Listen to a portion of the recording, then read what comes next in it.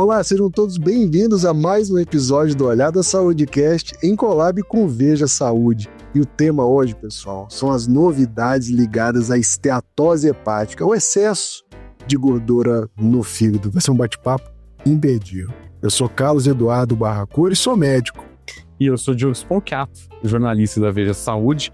É um prazer receber aqui Fernanda Canedo, hepatologista, gerente médica da Novo Nordisk, e o Diandro Mota, cardiologista do Instituto Dante Pazanese. Sejam bem-vindos, obrigado por aceitar o nosso convite. Muito obrigada, é um prazer estar aqui e falar de um tema tão importante que para mim é tão valioso. Para mim também é uma honra poder falar sobre um tema que tenho certeza que tem que fazer parte do dia a dia de todos os médicos e do cardiologista também. Então, eu quero começar justamente tocando nisso, né? O médico do fígado, a especialidade médica do fígado é a hepatologia. Então, eu entendo perfeitamente a Fernanda aqui na mesa. O Diandro é cardiologista e o Puri, que tudo bem, já participa aqui desse programa Longa Nada, é endocrinologista. Eu queria entender por que essas três especialidades estão hoje sentadas aqui comigo para falar de gordura no fígado. Olha, vamos começar com o coração? Vamos lá, parece até que, poxa, tava passando um cardiologista ali, resolveram chamar para capetar, né, para que era para ser 4. Mas não tem um sentido, sabe, Diogo? E sendo bem objetivo com você, quando a gente olha para a população global, o que mais mata é o coração. Seja por conta de infarto, AVC, morte súbita cardíaca por diferentes motivos, mas é o coração que mais mata. E quando você olha esse indivíduo que já tem gordura no fígado e que todo mundo sempre falou é só uma gordurinha, o aumento do risco desse indivíduo morrer por infarto, derrame, que é o AVC, ou qualquer outra causa cardíaca, aumenta de 30% a 50%. Quando a gente olha historicamente alguns estudos de corte, que tem acompanhamento desse paciente que tem gordura no fígado. Ou seja, esse paciente ele chega para o cardiologista, numa sala de emergência, às vezes com infarto, com AVC, com derrame, e lá atrás tinha sido identificada uma gordurinha, que disseram que não era nada demais. E lá na frente ele acaba chegando até a gente já com um evento que é catastrófico e pode ser fatal. Talvez por isso essa cadeira tinha que ser ocupada por um cardiologista mesmo, viu, Coelho? Eu já acho que a minha pergunta seria o seguinte, Diogo, o que uma hepatologista está fazendo aqui? Porque trata-se de uma condição metabólica, Fernanda. Perfeito. Primeiro, trazendo alguns números em relação à hepatologia, a gente só tem em torno de 800 hepatologistas no Brasil. E aqui a gente está falando de gordura no fígado que 50 milhões de brasileiros, pelo menos, têm. Então, para começar, 800 hepatologistas não dariam conta desses 50 milhões de pacientes. E, além disso, o paciente está no cardiologista, está no endocrinologista acompanhando a pressão, acompanhando diabetes, acompanhando a obesidade, sobrepeso, tá indo para um check-up, né? Tá no ginecologista fazendo seus exames de rotina, tá no clínico geral, não tá ainda no hepatologista. Então é fundamental a gente ter todas as especialidades juntas olhando para o fígado. E como você falou, o fígado é só uma expressão, uma das expressões, só não, porque o fígado é algo muito importante, mas é uma das expressões de uma doença metabólica. Então, da mesma forma que acumula gordura no coração, nas artérias, no rim, no pâncreas, está acumulando no fígado, podendo levar à doença. Então, o fígado, a gordura no fígado é a expressão de uma doença metabólica que está em outras especialidades também. Por isso que a gente está junto aqui. E aí o Curi ele puxou a sardinha para o lado dele, né, de falar de uma doença metabólica. E assim, Curi, vocês, por favor, vão agregando aqui, porque a ideia é a gente somar, né? Quer dizer, então, que a gordura no fígado também tem relação direta com obesidade e com diabetes? Exatamente. A persona é uma só. É o que vai em cada especialidade, fora as outras tantas que a gente não mencionou aqui. Então, dados importantes. Quem tem, das pessoas com diabetes, vou colocar da minha área de atuação principal, 80% tem excesso de gordura no fígado. Então, como que nós não vamos... A pessoa chega para mim. E tem um ponto. Quem tem gordura no fígado e não tem diabetes é um candidato. Ele aumenta e muito o risco de se tornar uma pessoa com diabetes. E quem está com os dois, quem tem gordura no fígado e diabetes, tem maior risco de evoluir. O diabetes é um fator que aumenta a probabilidade dessa gordura virar fibrose, cirrose, que é uma coisa que a gente precisa falar mais. O pessoal acha que gordura é só uma gordurinha. Então, o diabetes é um fator que aumenta esse risco. de evolução para fibrose e cirrose. Então o endocrinologista tem que estar treinado, fora obesidade, sobrepeso, fora alteração de colesterol e triglicéridos, que acaba sendo diagnosticado na sala de urgência, mas ninguém infarta da noite para o dia, ninguém tem morte súbita da noite para o dia, isso foi um processo. Então cabe a todos nós abordarmos isso. E eu te diria mais, vocês falaram de passagem, por que não o ginecologista não tinha que estar aqui nessa mesa? Porque, afinal de contas, muitas mulheres só têm contato com o médico na consulta do ginecologista anual. Então, teríamos que ter outras especialidades aqui ainda mais. Queria até aproveitar, né? Você comentou, né, dessa trajetória, né, que a gordura no fígado pode assumir e causar problemas num órgão, e depois a gente vai falar em outros cantos do corpo, né? Mas, Fernanda, esteatose hepática, doença metabólica do fígado, se usavam algumas siglas em referência aos nomes americanos, MASH, depois MASLD. Explica assim, tem pra gente que não é da área, tem uma sopa de letras e de termos técnicos que confundem. É tudo gordura no fígado, e a partir de que momento isso vira um problema de saúde? Boa. Então, a sigla e a sopa de letrinhas que você falou, o nome em inglês, a sigla em inglês é MASLD, esse MASLD, que nada mais é do que gordura no fígado. E a MASH, que você também mencionou, MASH, é quando essa gordura no fígado está causando inflamação.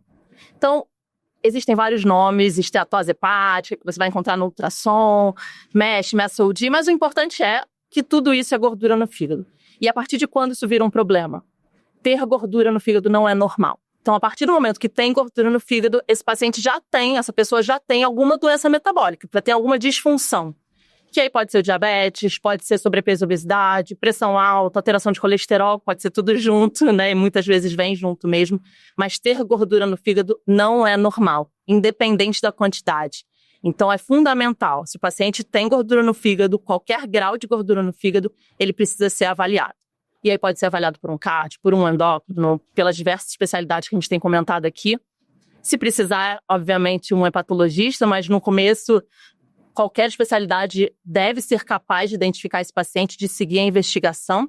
E falando um pouquinho da linha que o Curi começou a comentar, quando essa gordura no fígado evolui com inflamação, essa inflamação pode gerar cicatriz, que é o que o Curi chamou de fibrose, que é como a gente chama.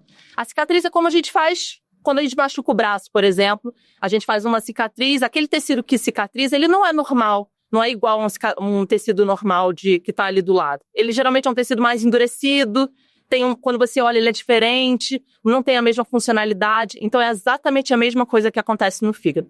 Conforme vai tendo inflamação, vai machucando aquele fígado, a gente vai acumulando cicatriz, e o estágio final dessa cicatriz é o que a gente chama de cirrose, que aí pode precisar de transplante de fígado, pode ter câncer de fígado. E é interessante que tudo isso aumenta o risco de ter doença do coração. Então, esse paciente que tem gordura no fígado já aumenta, como o Dr. Diandro falou. Mas se o paciente tem inflamação e tem cicatriz no fígado, aumenta ainda mais o risco de ter infarto, derrame, AVC e morte por doenças do coração. O Diandro, e vamos passar a bola para você, né? Apesar da pessoa ter a gordura no fígado, né? O que provavelmente a principal causa de morte é a doença cardiovascular, né?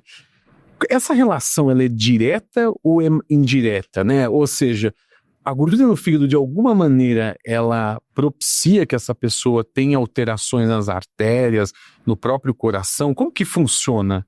Muito boa pergunta, que eu vou poder até correlacionar com o que a Fernanda acabou de falar. Ela já tinha dito pra gente que a gente tem por volta de 50 milhões aí de brasileiros que devem ter gordurinha no fígado. Vamos falar aqui da esteatose hepática, né? Se a gente parar para pensar, de cada 3 a 4 brasileiros, um deve ter esse probleminha. E quando você olha para o grupo de pacientes que tem gordura no fígado, Diogo, de cada 4, um vai ter inflamação ativa. Um vai ter o que vocês chamaram na sopa de letrinhas de MASH, né? Que é essa esteatohepatite, né? Associada a essa disfunção metabólica por conta da gordura no fígado, está inflamando. Falando num português bem claro. Uhum.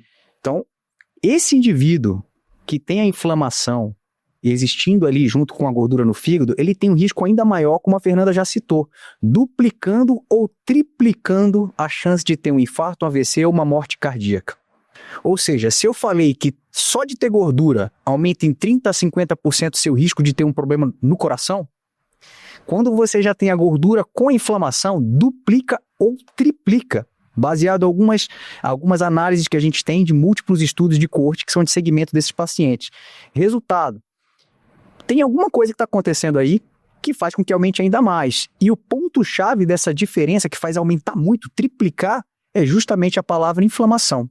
Hoje, na cardiologia, a gente já sabe que a inflamação ela é protagonista no processo de desenvolvimento de placas de gordura e instabilização dessas placas. Ou seja, para crescer placa de gordura dentro nas artérias, naqueles vasos que são importantes para a gente, para irrigar todo o nosso corpo, nas artérias, incluindo as artérias do coração, que são as coronárias. Para formar plaquinha de gordura lá, a inflamação ela é um componente essencial. Se eu tenho um indivíduo que tem gordura no fígado e ele está num processo inflamatório persistente, ainda que seja uma inflamação de baixo grau, uma inflamação que nem causa nenhum sintoma, eu já tenho ferramentas para detectar que esse paciente está no mormaço. Ele não está sentindo a pele queimar, mas ele está queimando, ele vai pegar fogo. E como que eu sei disso? Através de alguns marcadores inflamatórios, que a gente mais utiliza hoje é a PCR ultrassensível.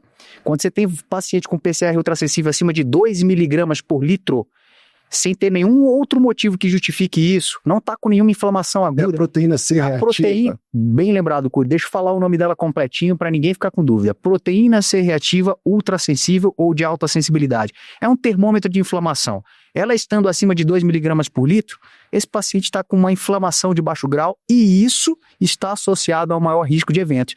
Daí o motivo de quando sai só da gordurinha, que já não é só uma gordurinha, que aumenta o risco de ter problemas, e chega numa inflamação, eu tenho ainda mais morte cardiovascular. E é interessante porque, olhando para esses pacientes, quem tem gordura no fígado e quem já tem até fibrose, mas não tem fibrose avançada, vai continuar morrendo muito mais por problemas cardiovasculares e câncer extrahepático. Câncer que não tem a ver com o fígado. Olha só. Os problemas relacionados a... Quando é que você começa a ter uma morte relacionada a complicações do fígado ou uma evolução natural dessa doença que está acometendo o seu fígado?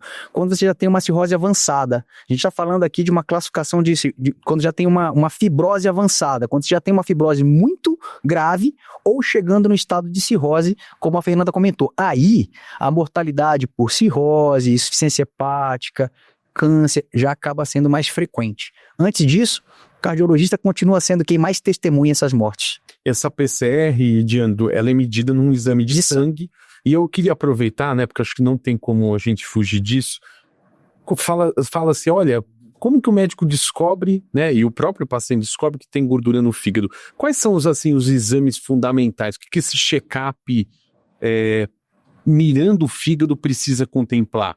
Eu acho que, antes de tudo, a gente precisa olhar um pouquinho antes. Como o Diandro começou a falar, gordura no fígado é uma doença assintomática, é uma condição que não dá sintoma.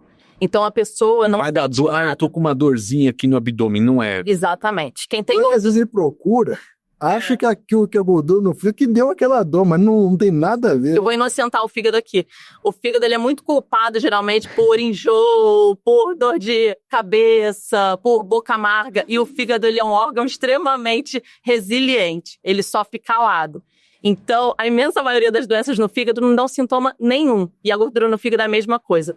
Até o paciente ter uma cirrose, e uma cirrose já em estágio mais avançado, o paciente não vai ter nenhum sintoma, a pessoa não vai sentir nada. Então, para a gente identificar a gordura no fígado, é fundamental olhar para esses fatores de risco que a gente está conversando aqui, e esse paciente precisa ser avaliado ativamente. O que isso quer dizer? Se o paciente tem diabetes, pré-diabetes, que não é uma pré-doença, né? Sobrepeso, obesidade, alteração de colesterol, de triglicerídeo, pressão alta, aumento da circunferência abdominal, então tem aquela aumento da barriga mesmo, né, aquela gordura mais visceral. Esse paciente precisa fazer alguns exames que vão ver se ele tem gordura no fígado, o grau de gordura e eventualmente olhar até para se já tem cicatriz, se já tem fibrose. O exame mais feito e mais acessível é a ultrassonografia de abdômen. Acredito que a imensa maioria das pessoas que estão escutando, que estão vendo a gente, já fizeram alguma vez na vida uma ultrassonografia de abdômen. É um exame muito simples, que geralmente é feito no check-up do cardiologista, na rotina da ginecologista. E o fígado ele é meio amostradinho, né? Então é muito fácil ver o fígado no ultrassom e ver que tem gordura. Aqui eu faço um parênteses. O grau de gordura que o ultrassom vê não é importante para decidir se a gente vai investigar ou não esse paciente. Como eu falei, qualquer grau de gordura é ruim, qualquer grau de gordura não é natural, não é normal e precisa ser investigado. Então não é porque o paciente tem uma gordura grau 3 ou acentuada que ele está muito grave, é uma sangria desatada, e nem o contrário. Se ele tem uma gordura grau 1 ou leve, não está tranquilo, não é só acompanhar e levar um tapinha nas costas e pedir para emagrecer, né? Independente do grau, se o paciente tem gordura no fígado, ele precisa ser avaliado e ver se tem cicatriz, fazer alguns exames de sangue. Então é fundamental seguir esse acompanhamento. Em outras palavras, o que a gente mais vê, Fernanda, aprendi isso com você. A pessoa está lá, esteatose grave no ultrassom. Nossa, esteatose grau 3, muita gordura. Você vai fazer os exames, às vezes não tem fibrose. E às vezes você tem um paciente com fibrose leve, aí o ultrassonografista fala assim, eu também tenho, não liga não. Ah, todo mundo que eu conheço tem. Aí você vai fazer o teste de fibrose, tá quase com cirrose. Olha só. Exatamente. A quantidade não reflete a qualidade do órgão, do que está acontecendo no órgão. Exatamente. E o que você recomenda, Fernanda, que a gente use para saber essa fibrose e cirrose? Quais são os melhores testes? Porque o ultrassom não mostra. O ultrassom só vai dizer se tem esteatose ou não, se tem gordura no fígado ou não. É importante, mas ele tem essa limitação. É isso esse dado que ele vai dar pra gente. E é importante a gente saber isso. Tem ou não gordura no fígado, é o primeiro passo. A partir daí, o cálculo mais comum da gente pedir se chama FIB4, que ele usa as enzimas do fígado, TGO, TGP, ALT-AST e plaqueta, além da idade. É um cálculo super simples que qualquer médico pode fazer, tem na internet. E ele estima o risco daquele paciente já ter cirrose ou pré-cirrose, ou seja, já ter uma doença avançada no fígado. Então esse seria o teste inicial, que é simples, barato, que todo mundo pede, né? Todo mundo faz isso na rotina. E um exame mais elaborado, que seria melhor para ver o grau de cicatriz, o grau de fibrose, se chama elastografia hepática. E aí ele faz, é como se fosse um ultrassom, mas ele dá umas batidinhas aqui no fígado para ver o grau de dureza desse fígado.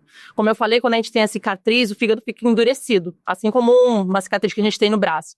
E aí esse exame de elastografia consegue ver o grau de dureza do fígado. Quanto mais duro, mais doente o fígado tá. Perfeito. Diogo, eu tenho que trazer aqui, o Diogo foi responsável por uma capa de Veja Saúde sobre... Botamos o fígado na capa. O Diogo botou o fígado na capa de Veja Saúde, salvou muitas vidas, justamente indicando fazer o FIB4 e fazer a elastografia. Mas eu tenho uma dúvida, Diogo, mesmo você ajudando a gente, e eu tive o prazer de assinar a capa junto com o Diogo, tô metido, hein? O Diogo me jornalista, cure jornalista. Mas os médicos estão calculando o FIB4, que é tão fácil, está em tudo que é site, tem aplicativo. Os médicos estão pedindo elastografia, que está no rol da ANS, da saúde suplementar, tem no SUS. Eles estão pedindo? Eu acho que a realidade mudou de alguns anos para cá, mas ainda assim é uma doença que precisa ser mais falada, né? A gente brinca que não é uma doença rara, mas é uma doença raramente falada. Vocês ajudaram a mudar essa realidade, então, de fato, é uma doença que está mais na boca do povo, as pessoas têm falado mais, que não é só uma gordurinha, que não é normal, não é porque muita gente tem que é normal. Mas, de fato, a gente precisa trazer mais informação, e eu acho que esse momento aqui é fundamental para isso, porque a gente precisa mudar a realidade. O Diandro falou que até a pessoa ter uma doença avançada do fígado, né, cicatriz avançada, ela vai morrer mais do coração. De fato é. Mas ainda assim, como é uma doença muito prevalente, muito comum, até 2030 se estima que vai ser a principal indicação de transplante de fígado no Brasil e no mundo. Então a gente está falando de uma doença extremamente comum e potencialmente grave, tanto do ponto de vista do coração, como do ponto de vista do fígado e, você mencionou muito bem, do câncer. A gordura no fígado, por si só, ela aumenta o risco de câncer, e não só no fígado. Câncer de intestino, câncer de mama, de endométrio. Por causa da tal inflamação. Exatamente. Eu imagino, né, Diandro, que assim, a gente fala muito até hoje de check-up cardiológico, né? O olhar para o fígado precisa fazer parte desse check-up também. é obrigatório. A gente tem que olhar para o fígado e não é à toa que as nossas sociedades científicas estão contemplando esse olhar nas últimas diretrizes de prevenção. Nas diretrizes que a gente tem brasileiras de prevenção e de dislipidemia, que é o estudo do colesterol ali, avaliar as doenças do colesterol, a gente já tem a gordura no fígado como sendo um dos fatores de risco para a ocorrência de doença cardiovascular. Isso também já vem acontecendo na American Heart Association, que é a Associação Americana de Cardiologia. Esse despertar para a necessidade de avaliar o fígado está acontecendo e fico feliz de ver que no Brasil nós somos 21 mil cardiologistas, podemos ajudar muito, né? Os 800 hepatologistas que você citou, né, Fernanda? Assim como nós, cardiologistas, precisamos de ajuda para tratar os 60 milhões de hipertensos. Não dá conta. Se você achar que só hipertenso que só cardiologista vai tratar hipertenso, todo cardiologista teria que atender 8 pacientes hipertensos por dia, sem retorno, sem fim de semana, sem feriado, sem rever o paciente. 365 dias do ano. Não dá. Assim como você, Curi, que é endocrinologista, para tratar os 22 milhões de diabéticos com 7.374 endócrinos que a gente tem, você teria que estar vendo todo dia 9 pacientes e todos os seus colegas, todos os colegas vendo 9 pacientes por dia, diabéticos, sem retorno e sem pausa, sem fim de semana e sem feriado. É papel do cardiologista avaliar, é um fator de risco que pode levar a um infarto e AVC, e como o Curi citou muito bem, não é só do cardiologista, não é só do hepatologista, não é só do endocrinologista, tem que trazer para essa conversa todo mundo que atende paciente, que olha para a saúde geral do paciente. Então, ginecologista, urologista, todo mundo tem que começar a ver o fígado, porque realmente ele vinha sendo muito negligenciado. Eu espero que esse cenário mude. Bom, a gente está falando de um problema de saúde pública com vários tentáculos, vamos dizer assim, né? Várias caras. E, bom, agora a gente quer saber, né? Diagnosticada a gordura no fígado, que não é uma gordurinha, o que esse paciente vai receber de recomendação? Mudança na dieta tem algum impacto?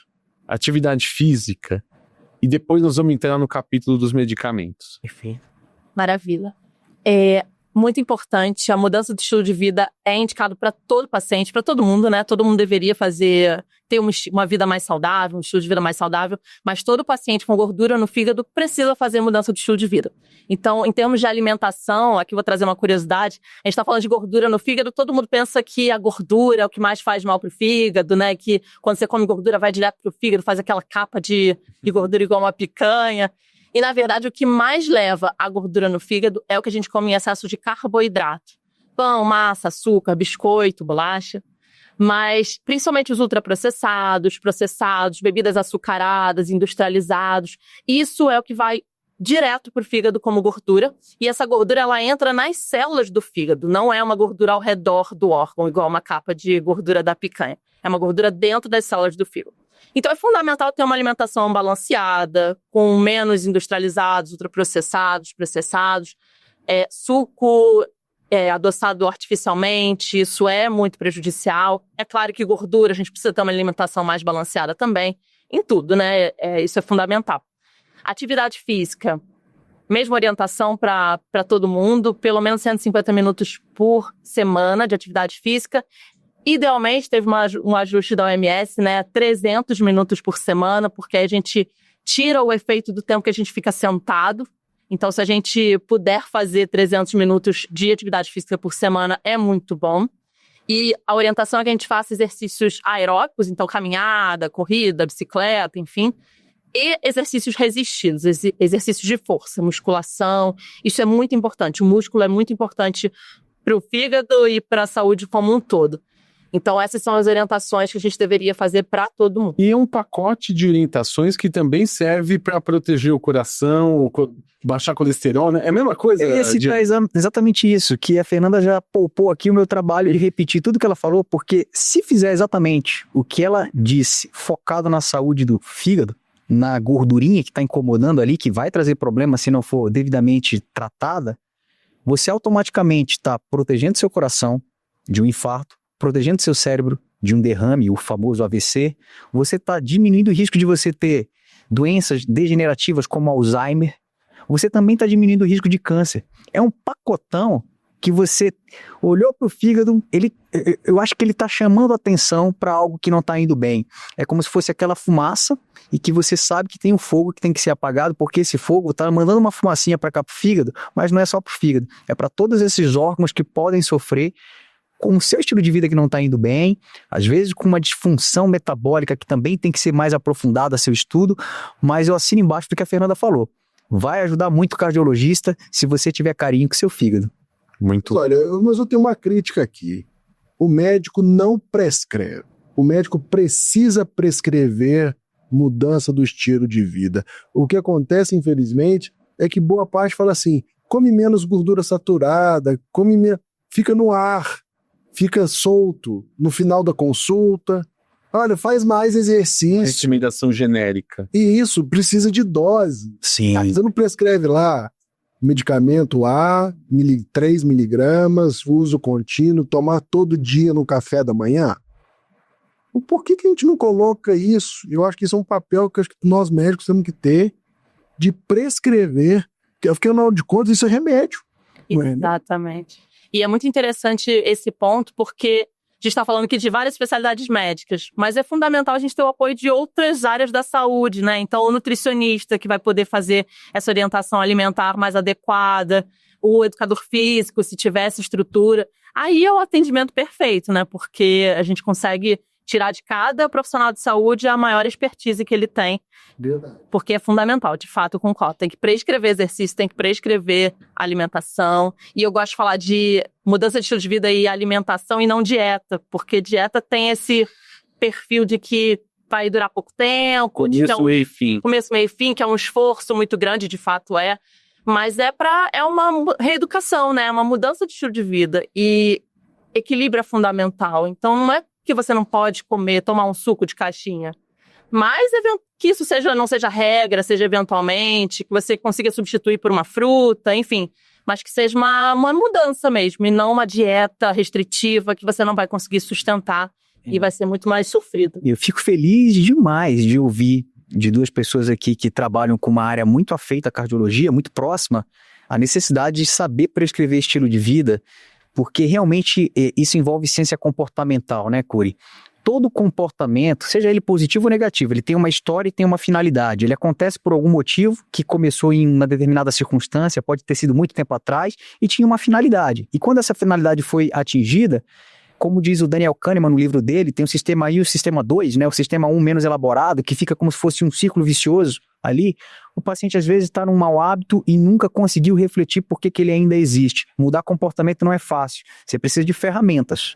E isso a gente não aprende na faculdade, infelizmente. As nossas faculdades médicas de conteúdo de nutrição não chega a 5 horas na grande maioria, num período de 6 anos de formação.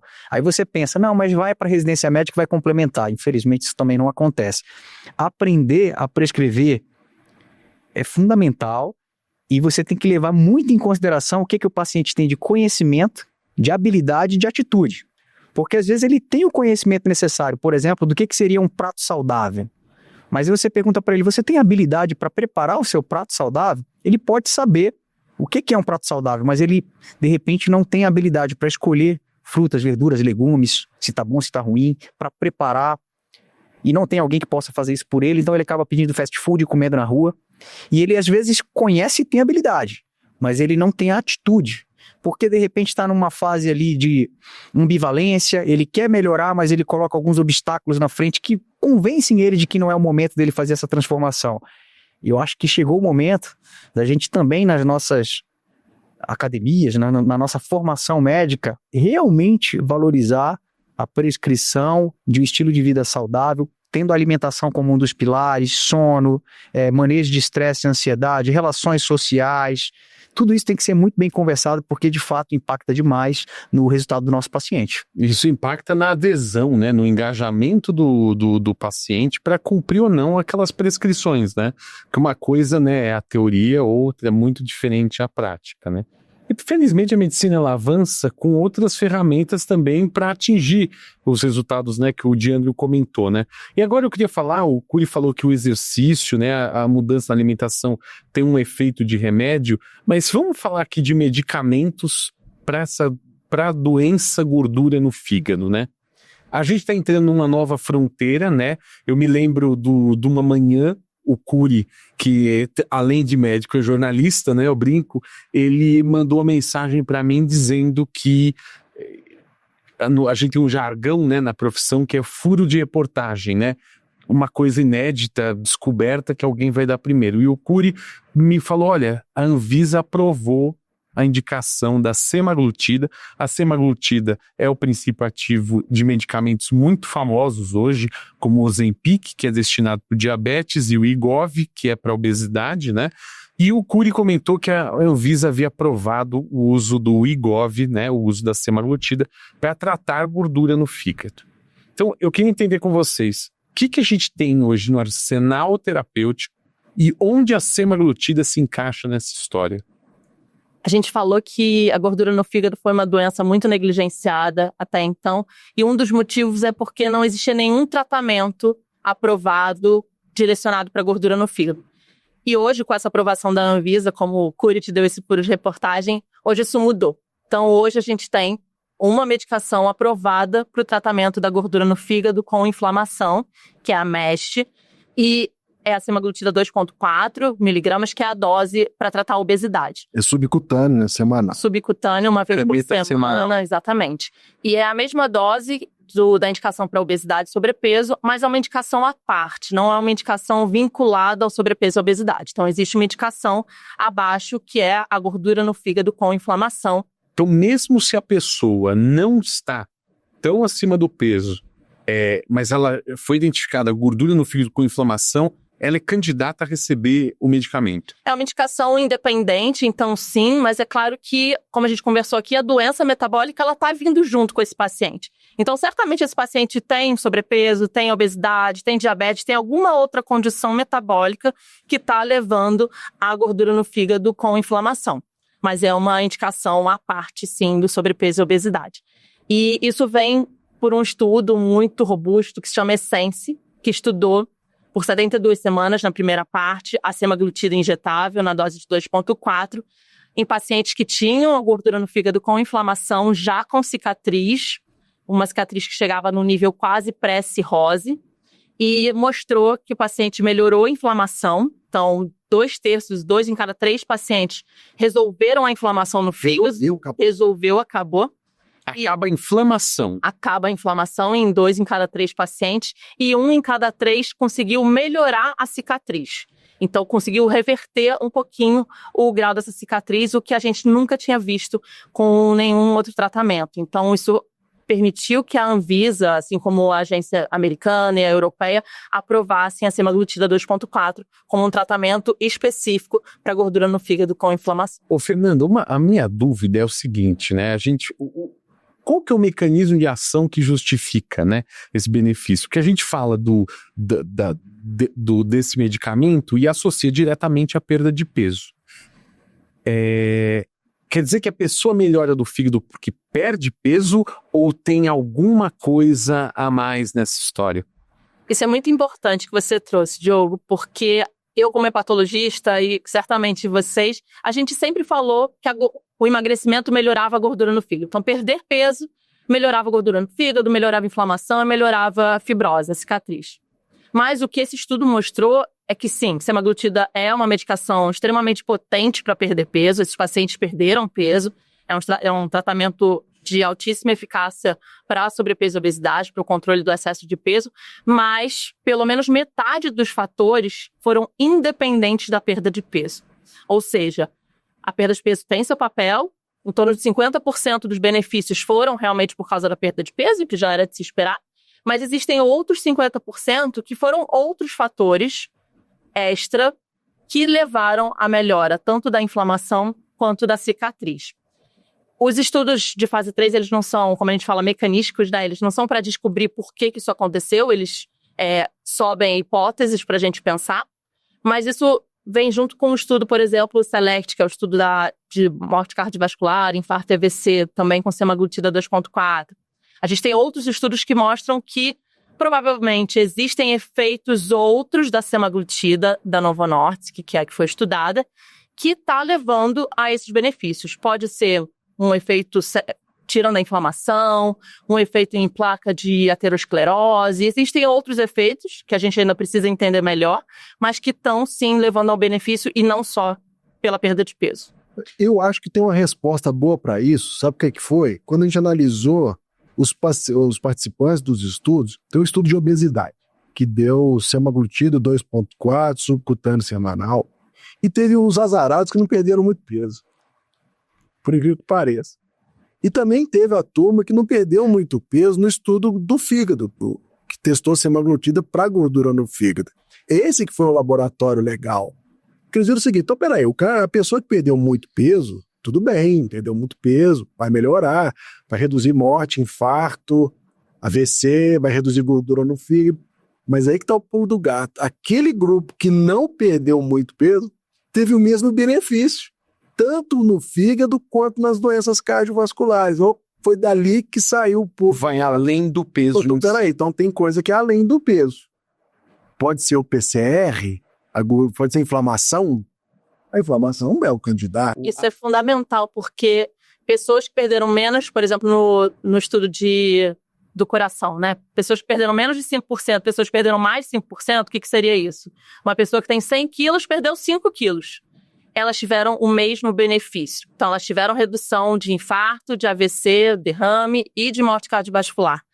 E no estudo do fígado, a mesma coisa. Pessoas que perderam aqui, o corte foi 2%, ou seja, quem tinha 100 quilos perdeu 2 quilos, que é uma perda pouco expressiva, né, num tratamento que é tão potente.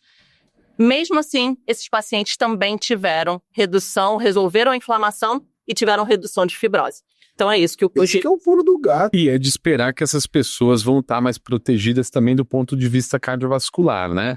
E aí, Diandro, aproveitando, né? Porque a Anvisa, né, o mesmo órgão regulatório, né, que diz quais as indicações e quais medicamentos podem ser prescritos e comercializados no Brasil, ela também chancelou, né, a indicação da semaglutida para prevenção de problemas cardiovasculares, né? E aí, Diandro, queria aproveitar, né? A gente falou de inflamação aqui. Hoje, então, a gente tem mais um recurso que, além da gordura no fígado, está mirando também nessa principal causa de morte no mundo, né? Certamente. Quando você olha para o porquê do seu paciente ter um risco maior de ter um infarto, isso a gente faz através de uma análise em que tem vários padrões, diversas variáveis que a gente vai selecionando desde a sua idade, o sexo, se fuma, se não fuma, se tem diabetes, se não tem, se tem doença renal crônica ou não, se tem um paciente que tem uma hipertensão ou não, a obesidade, tudo a gente vai levando em consideração para ponderar se esse paciente tem um risco maior ou menor de ter um infarto ou um AVC no futuro. Como a gente comentou lá atrás, a gordura no fígado passou a ser enxergada pelo cardiologista como um fator de risco, baseado em estudos que a gente tem de observação de muitos pacientes ao longo de anos, que quem tem gordura no fígado tem mais infarto e mais AVC. Então é mandatório que a gente identifique esses pacientes. E quando a gente identifica, não é simplesmente para olhar e falar, nossa, seu risco é alto. Eu tenho que oferecer algo para esse paciente. Até pouco tempo, quando a gente fazia essa análise e encontrava como um dos principais fatores para deixar esse paciente sob um risco maior de ter problemas, a gordura no fígado, eu não tinha muito arsenal terapêutico. A minha guerra ali era com poucos soldados e com resultados que são até mesmo questionáveis do ponto de vista de proteção de eventos verdadeiramente. Ou seja, eu poderia até utilizar algumas medicações que em algum grau poderiam reduzir um pouco da gordura no fígado, mas não necessariamente reduziriam ali o impacto sobre infarto ou AVC. O cardiologista, ele trabalha centrado em eventos. O que eu prescrevo para o meu paciente não pode ser porque vai causar uma cirurgia plástica laboratorial e deixar o exame dele mais bonito, ou porque o fígado dele agora no ultrassom está mais belo. Não é por isso. Só vai fazer sentido se no fim do dia esse paciente morrer menos por infarto, por AVC, ou ficar com uma qualidade de vida maior porque não foi acometido por uma doença debilitante como o infarto e o AVC pode trazer grandes problemas para a sua qualidade de vida. Então hoje, sim, a gente tem a semaglutida como uma ferramenta dentro do nosso arsenal terapêutico aqui para encarar a doença hepática gordurosa de uma maneira mais séria, focada em eventos cardiovasculares, focada na redução do risco de ter infarto ou AVC. Junta com os dados que a Fernanda já tinha comentado do estudo SELECT. A gente tem um estudo com mais de 17 mil pacientes, Diogo, que eram pacientes que já tinham uma idade de 45 anos ou mais, pacientes que já tinham tido algum problema mais sério cardiovascular. Pense em alguém que já teve infarto, já colocou um stent, que é aquela molinha para desentupir o vaso, já tinha feito uma cirurgia, pensa na ponte de safena mamária, ou paciente que tem aquela doença arterial periférica, sabe aquele que sente dor nas pernas quando vai andar porque está tudo entupido também nas pernas? Esse era o perfil de paciente, com um detalhe, não tinha diabetes. Era um paciente com doença cardiovascular sem diabetes. Foi testada nessa população a semaglutida de 2,4 miligramas semanal e o resultado foi brilhante para a gente que é da cardiologia, uma redução de 20% do risco de você ter esses problemas que eu citei, infarto, AVC e morte cardíaca. Infarto não fatal, AVC ou derrame que não mata e a morte por doença cardiovascular. Ou seja, temos uma medicação que além de trazer o benefício no controle da gordura com inflamação no fígado, deve ter um componente inflamatório sistêmico que também está ajudando nas plaquinhas de gordura da coronária, nas plaquinhas que tem no cérebro, porque está morrendo menos quem utiliza. Então é feliz vivenciar, traz para a gente uma felicidade poder oferecer algo que antes a gente não tinha, a gente olhava, orientava estilo de vida, passava algumas coisas e chama atenção para uma coisa muito importante aqui, Diogo, que é um alerta. Muitas vezes eu recebi pacientes que tinham diagnósticos de doença hepática gordurosa, esteatose ou gordura no fígado, e que caíam nas mãos de profissionais que, em teoria, faziam uma medicina que era mais holística. Eu sou totalmente a favor da medicina holística, aquela medicina com olhar integral, com uma equipe multidisciplinar, sou fã e não abro mão disso. Mas, infelizmente, isso abriu margem para alguns tratamentos que deixam a gente preocupado. Esse perfil de paciente, ele tem que ser tratado de maneira séria, senão a gente já viu que ele vai evoluir mal lá na frente. E às vezes eu me deparava com pacientes que tinham listas de 3 páginas de suplementos. Olha e quando só. você ia vendo um por um, você falava, nossa, esse paciente aqui está tomando uma receita perfeita para ter uma hepatotoxicidade. Se ele estava preocupado com a gordura no fígado e está tratando desse jeito, Pode piorar a situação. aí que vai trazer um problema. E hoje a gente vê a importância de você ter profissionais sérios, encarando a doença com a seriedade e responsabilidade que precisa e tratando da maneira adequada. Infelizmente, ainda tem muita gente que é vítima de desinformação e acaba indo por um caminho que pode ser perigoso para a saúde. Isso é um ponto até importante, que a gente vivencia um momento em que, hoje no Brasil, você tem as medicações estudadas, oficiais, mas também versões irregulares, manipuladas, e isso é um problema hoje, não é, Curi? E numa dessas, se a pessoa às vezes ela quer essa alternativa, ela pode também estar prejudicando a saúde dela, né, catastroficamente, não? Sem dúvida. Haja vista uma matéria da Veja Saúde dessa semana de chás, que a gente já vem falando disso, de o que tem de gente utilizando chás, suplementos para limpar o fígado. Nós estamos falando, olha o pulo que nós estamos dando aqui, Diogo. Desengordurar, para desopilar o fígado. E você, do outro lado, vê uma prescrição de suplementação de vitaminas de A a Z no negócio. Chás de tudo que é jeito. Sendo que o povo acha que o chá, em tese, a pecha é a seguinte, o chá não vai fazer... Pode até não fazer bem, mas não vai fazer mal. Tá enganado, né, Fernanda? Tá enganado. Existe um site que a gente olha no consultório para ver se aquele chá, se aquela substância pode fazer mal pro fígado. O que te indiquei, né? Justamente, é o Liver Tox, que a gente usa pra gente tentar saber, dentro da confusão que é chá, que também é uma confusão no Brasil, é uma mistura de ervas também. Porque a gente, às vezes, chega um paciente no consultório, você não se pergunta, mas o que você usou, o que você fez? E ele não pensa que aquele chá é um remédio. O paciente acha que anticoncepcional não é remédio. Quantas vezes eu pergunto a Alice, mas ela não conta o anticoncepcional como medicamento. E do outro lado, nós temos, em paralelo a isso, nós temos robustez científica. Mas você não achou estranho, Diogo? Você começou provocando aqui de ter um endócrino, um hepato, e um gato. Tá tudo conversando agora. Mas agora você está vendo como é que o tratamento do paciente como um todo já tratava diabetes. Aí vem tratando, reduzindo infarto, derrame, reduzindo fibrose, cicatriz. O paciente é o mesmo. Isso foi legal demais. Isso foi muito legal. Porque, afinal de contas, o que mais mata ele é o coração. Então, isso reduz o infarto, derrame e reduz a cicatriz no fígado. E aí não faz sentido usar. Acho que é o único chá, ou talvez o único. Vamos inocentar um aqui, Fernanda. Posso inocentar alguns aqui. Café. Muito bom.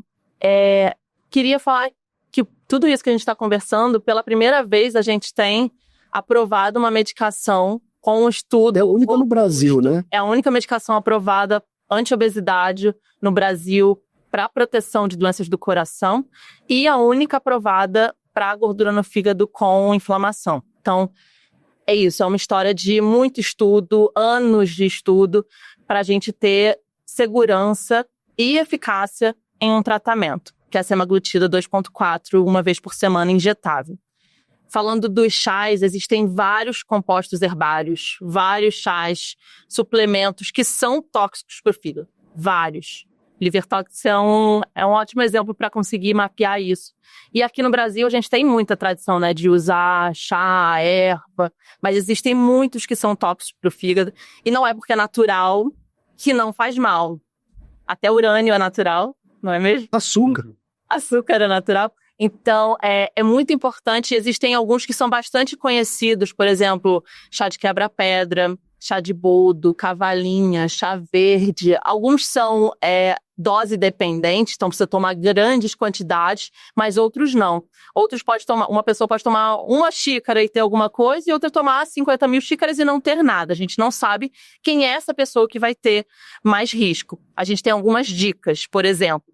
Se a pessoa já tem alguma doença no fígado, e aqui inclui a gordura no fígado, ela tem mais chance de fazer toxicidade por alguma erva ou medicamento. Ou seja, a situação realmente pode piorar. Exatamente. Então não é só emagrecer, não é só perder peso, não é só tratar a obesidade. Tem que tratar com evidência científica, né? Com medicações que tenham sido estudadas, que tenham eficácia e segurança comprovada. Inocentando o café. O café, além de não fazer mal, ele faz bem pro fígado. Então, tá liberado tomar café. Ótimo. Mas não pode exagerar. Nada se pode exagerar. Com exagero, o ideal é que não seja com açúcar, porque aí a gente vai ter o malefício do açúcar pro fígado. Mas o café tem propriedades que protegem o fígado. Então, pode tomar. A quantidade varia de estudo para estudo, mas em geral, 3 a 5 xícaras por dia é uma quantidade segura, não vai dar arritmia, né? Foi inocentado recentemente também em relação em relação a algumas arritmias, a fibrilação atrial sendo uma das mais comuns do dia a dia, né? E a gente também teve um julgamento que foi favorável ao café e ele foi inocentado também. Então podemos comemorar isso aí também. Podia ser café, né, Sachi? Sim.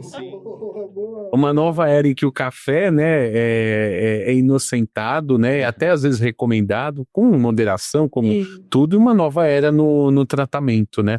Eu acho que nós tivemos aqui hoje a oportunidade de ter uma aula sobre fígado, coração, sobre a saúde metabólica de modo geral, e entender que a gente está, né, vivenciando agora, felizmente, uma nova era também no tratamento, né? Não só a conscientização.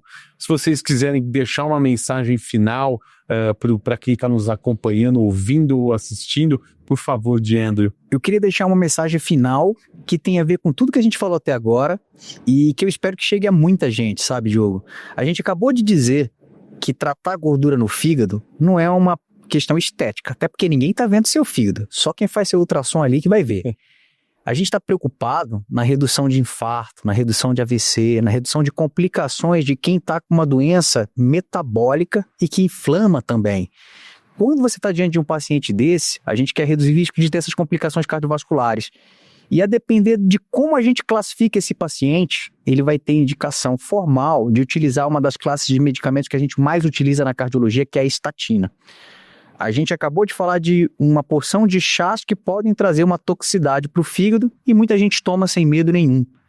Em contrapartida, enquanto o café foi absolvido, a nossa boa e velha estatina acaba sendo demonizada durante décadas. Continua sendo demonizado. Então eu queria deixar claro para todos vocês que têm acompanhamento com cardiologista, que recebe prescrição de estatina, A estatina, primeiro, ela é segura também para quem tem gordura no fígado. Principalmente, ela vai ser importante a depender de como você está classificado dentro desse risco de você ter problemas no futuro, como infarto e derrame, ela é mandatória para você. E saiba que existe uma robustez de dados demonstrando que ela tem segurança.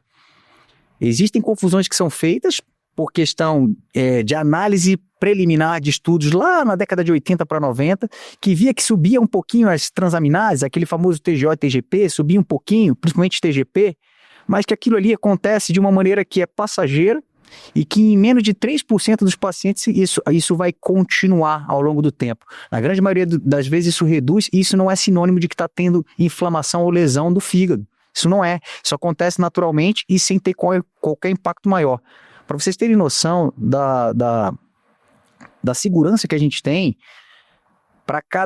quando a gente vai ver o que pode ter de hepatotoxicidade, né, de lesão no fígado ali mais grave por conta da estatina, ela vai acontecer em 1 para cada 100 mil pacientes por ano.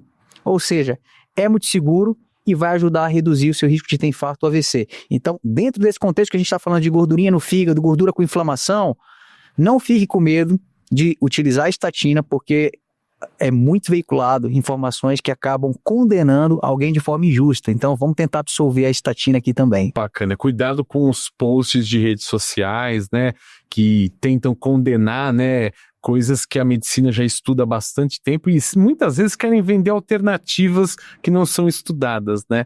Por favor, Fernanda. Eu queria dizer a nossa frase emblemática que não é só uma gordurinha. Não é normal ter gordura no fígado, qualquer grau de gordura no fígado precisa ser olhado. E se você tem gordura no fígado, tem alguém na família que tem, algum amigo, é importante procurar o acompanhamento médico e fazer o tratamento adequado. Então é fundamental, não negligencie o seu fígado, que é um órgão tão importante. Bom, eu vou passar depois, né, são profissionais com gabarito que, além de tudo, muito didáticos, né, que facilitam para a gente entender, né, por que a gente deve se preocupar e cuidar do fígado. Passo a bola aqui para o nosso endocrinologista e nosso âncora. Você sabe, Diogo, o que a gente tem que deixar claro é que esse paciente com gordura no fígado tem que estar com colesterol bom, tem que estar com a glicose boa. Se estiver fumando, não é para fumar. Evitar a ingesta de álcool excessivo. Então dá a impressão de que esse paciente continua mais do que nunca. Tem que estar tudo na meta, como um todo. A gente tem que ser visto como um todo. Senão a gente olha para ele como um fígado, como um coração, como um pâncreas. E, apesar de com todas as notícias boas que a Fernanda trouxe, eu, Diando, todos nós discutimos aqui a aprovação de um medicamento pela Anvisa para redução de infarto, derrame e gordura no fígado, a gente está vivendo um momento que a gente nunca viveu, Diogo, de ter uma manipulação em alta escala que já teve, hoje é proibido de semaglutida, mas já tivemos. Lembrar que os estudos não foram feitos com a formulação manipulada. Isso tudo a gente está vivendo a época da poliomielite, em que a gente tem que levar a ciência a sério. Então, tem muita onda, muito hype em torno disso, de GLP-1, tá na roda dos amigos, do casamento, na mesa do bar, mas tem muita ciência, eu acho que ficou claro isso aqui, muita ciência, muita segurança por trás disso aqui, e você vê que não é só estética, nós falamos complicações graves aqui. Eu acho que a gente conseguiu entregar um episódio bem legal aqui dessa vez. Com certeza, com certeza. Obrigado, Fernanda, obrigado, Diandro, por estarem aqui. Eu tenho prazer mais uma vez. Diogo, obrigado. Eu tenho certeza que você que acompanhou a gente aqui até agora adorou. Então, por favor, compartilha com o seu médico, compartilha com seus amigos, familiares, porque esse episódio foi sensacional. E afinal de contas, informação salva vidas. Eu aguardo vocês no próximo episódio do Olhada Saúde Cast, em collab com Veja Saúde. Tchau, pessoal.